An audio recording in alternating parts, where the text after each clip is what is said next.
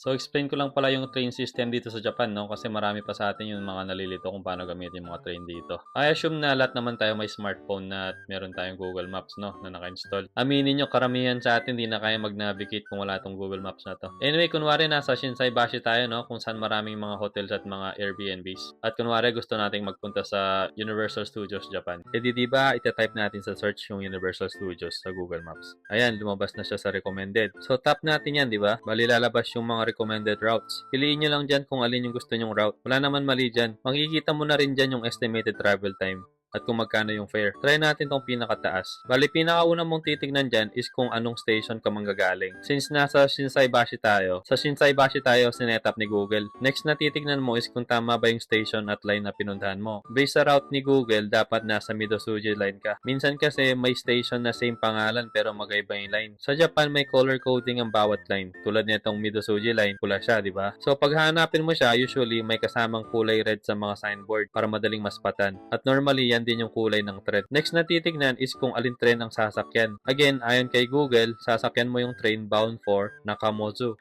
Nakalagay na rin kung aling platform magagaling at kung anong oras aalis yung tren. Ito naman kung local ba, semi-express ba, or express yung train. Ito naman is yung station kung saan tayo bababa or mag-transfer. So ayon sa Google, kailangan natin mag-transfer sa Namba Station. Makikita mo rin dyan kung ilang stop from our starting point. Pagbaba natin ng Namba, kailangan natin hanapin yung Hanshin Namba line. Yung color niya is golden yellow. So follow lang natin yung mga guides and directions sa station para mahanap natin. Don't worry, sobrang dali lang maspatan yan. Actually, yung ibang stations may guide mismo yung flooring tulad nito. So anyway, pagdating mo sa station, same method kanina. Check mo kung nasa tamang line ka ba, bound for saan ba, anong platform siya, anong oras tatakbo, at kung local, semi-express, or express ba siya. Then, check kung saan bababa. So, pagkababa natin ng Nishikujo Station, ayon kay Google, lilipat tayo sa blue na Nishikujo Station. Ayan yung sinasabi ko kanina. Same station pero different line. Hanshin Namba line yung kanina. Ito, JR Yumesaki line naman. Anyway, follow lang natin yung guide para sa kulay blue na Nishikujo Station. As usual, gawin natin yung ritual kanina and according to Google, mag-arrive tayo ng Universal Studios Japan after 2 stops. Nagets nyo ba? So kung wala pala kayong mga commuter pass, pwede kayong bumili ng mga IC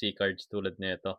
Sobrang convenient kasi na meron nito. Pa-tap-tap ka na lang sa mga station, di mo na kailangan bumili ng ticket. Automatic na rin siya nagcha-charge. Basta niloload mo lang siya. Make sure lagi ka lang nagpapasobra ng load at lagi kang may dalang cash para kung sakaling mag-short yung load mo, meron ka pang pandagdag. Actually, itong load mo sa IC card na to, pwede mo rin siyang gamitin sa mga convenience store at sa mga ibang mga restaurants eh. Kaya sobrang convenient talaga. Anyway, kung may mga tanong kayo, try ko yung sagutin.